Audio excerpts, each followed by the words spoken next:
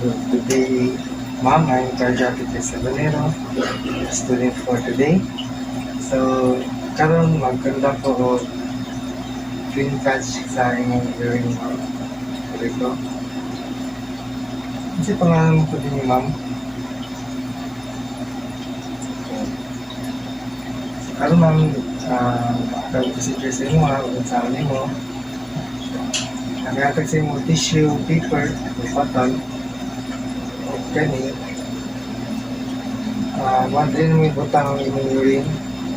So first, bato mo is hugas ka sa imong kamot kung ka mag-proceed sa imong urine.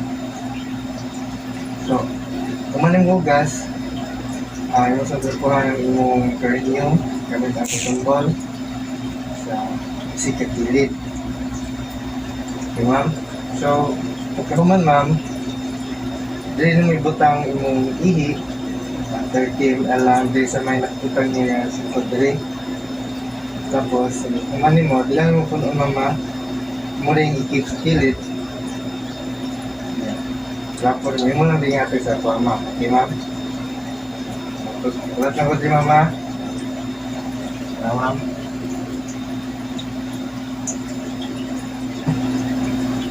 Thank you, mama. Kanya mo ako yung gamitin para sa laboratory test. Okay. Thank you for your cooperation. For the evaluation, evaluate physical response of client and evaluate specimen and laboratory requisition if filled out completely. Evaluate urine specimen. For the documentation, record amount, color, odor, collection time, signs and symptoms of urinary infection, and record time when the specimen was sent to laboratory and what test was requested.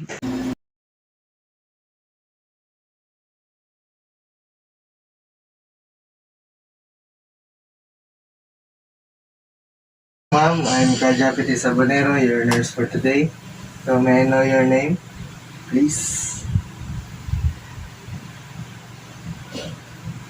Okay, so today I will be conducting your 24-hour collection sa imong urine, ma'am. Is it okay with you? Okay, so let me introduce you the procedure. Discard first voided specimen. Collect all urine specimens thereafter until same time the following day. Place store in refrigerator or at room temperature of 20 to 24 degrees Celsius. After the last voided specimen placed in the container, cover and send entire specimen to the laboratory promptly following the agency protocol. Then wash hands, remove sign and remind the client that the test is completed. If the specimen is accidentally discarded, obtain new container, note the new date and time, and restart the procedure. For the evaluation, evaluate physical response of client and evaluate specimen and laboratory of requisition if filled out completely. And for the documentation, record method used to obtain specimen, record amount of color and odor of specimen, and record date and exact time for 24-hour urine collection, and record time specimen was sent to the lab and received by the lab technician.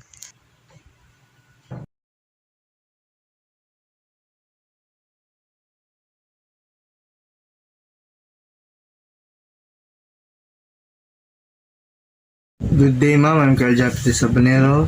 For this video, I'll be conducting the urine specimen collection from an infant.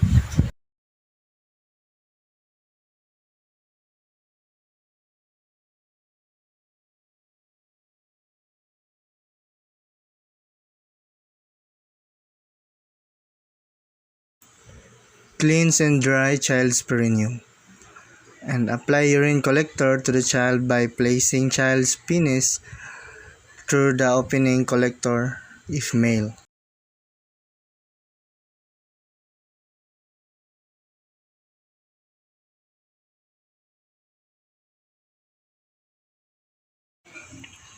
Placing the opening of the collection bag over the child's urinary meatus, avoiding extension over anus. Place a clean diaper on the child. Wash your hands. Check the collector every 15 to 20 minutes. Remove collector if already filled with the urine and place clean diaper on the child.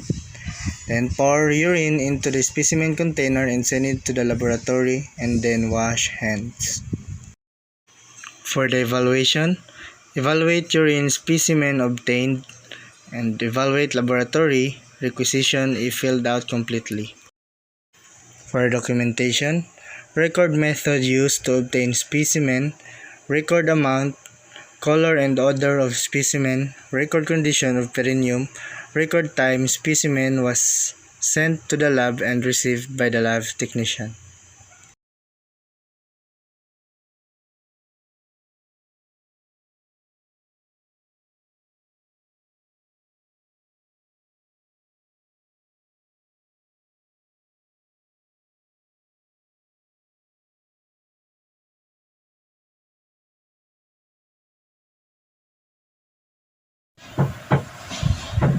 So, good day, ma'am. I'm Carl Javite Sabonero, your student nurse for today. May I know your name, ma'am?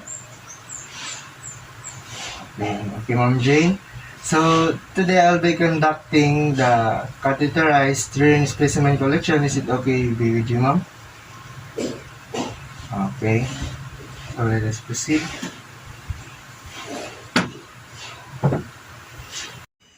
Clean specimen collection port of drainage tubing with alcohol swab. If no collection port is visible, cleanse catheter tubing close to the junction of drainage tubing. Carefully insert the sterile needle of syringe into the collection port or self-sealing catheter at 45-degree angle.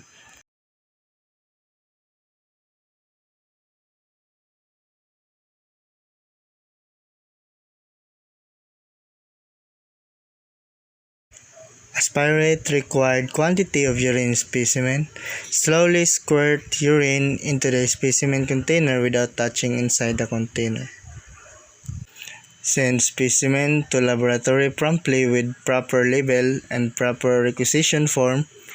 Discard gloves and wash hands. For the evaluation, evaluate appearance of urine in the bag and specimen obtained. Evaluate condition of urinary catheter. For the documentation, record procedure on flow sheet, record method used to obtain specimen, record appearance of urine, record the time specimen was sent to the lab and received by the lab technician.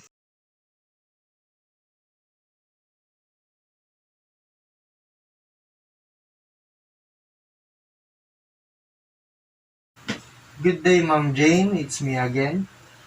So, for today, I'll be conducting the stool specimen collection. Is it okay na, ma'am? Okay. Okay, tulo sa mga procedure. Pinakauna, ako niyatag sa mo ang stool o ang bowl. Nagsod mo sa CR, mali mo isad sa imong lubot para sa imong tae. Okay?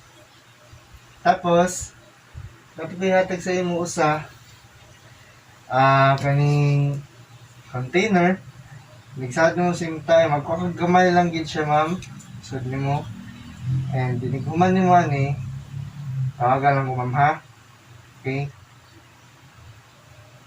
So, kani ako ni siyang ihatag sa imo, ha? Karon. And also, after mo sa tanan, pag kumano mo sa imong waton, pwede na ka manghugas, ma'am, para sa infection. Sa panong alcohol din ka. Okay, ma'am? So, maglato ko, mama. Tawagan lang ko, ma'am. Okay. Okay. On na siya. Salamat sa SM Corporation, ma'am. So for the evaluation, evaluate physical response of client, evaluate specimen and laboratory requisition if filled out completely. For the documentation, record the following: time the specimen was collected and sent to the laboratory, description of the stool, and condition of the perineal skin.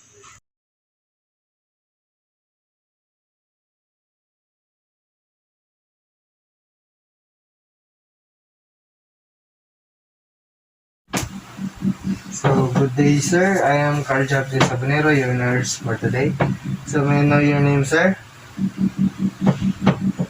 Sir Gerald. So, Karon, I'll be collecting your sputum specimen. Is it okay ra ba, sir? Okay. Karon akong i-say mo ang procedure kung saan. Wear face mask as protective device. Identify client and explain the procedure. And provide privacy and assist client to a sitting position if not contraindicated. Instruct client to rinse mouth with plain water and ask to deep breathing before collection of specimen. Ask the client to cough deeply in order to hack up lung secretion into sputum container. Then cover container, label accurately, place in a small plastic bag. Wash hands and remove mask and send specimen promptly to the laboratory.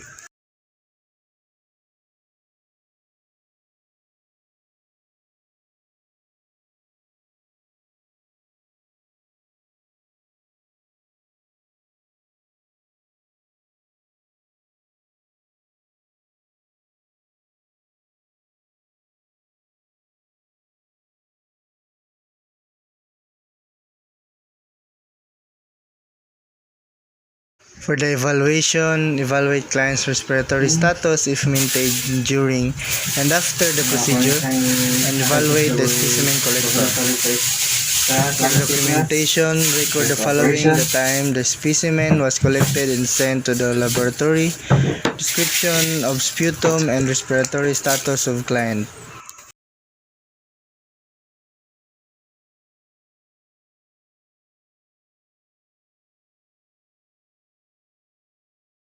Carl Jeffrey Sabanero, your student nurse for today. So, may I know your name, sir? Okay, Sir Gerald. So, nakodri karon sir kay magkandak ko og throat swab culture. Okay lang ba sa imo, sir? Okay. So, imong bato lang sir, mag-steady lang ka sir ha. Just take a deep breath. Okay. So, sulod na. Relax na sir ha.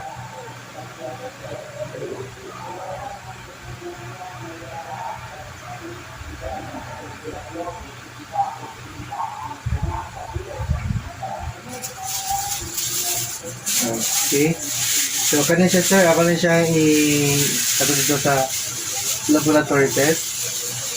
Salamat kayo sir ha. Thank you. For the evaluation, evaluate client respiratory status if maintained during and after the procedure. Evaluate the specimen collected. And also for the documentation, record the following: the time the specimen was collected and sent to laboratory, respiratory status of client.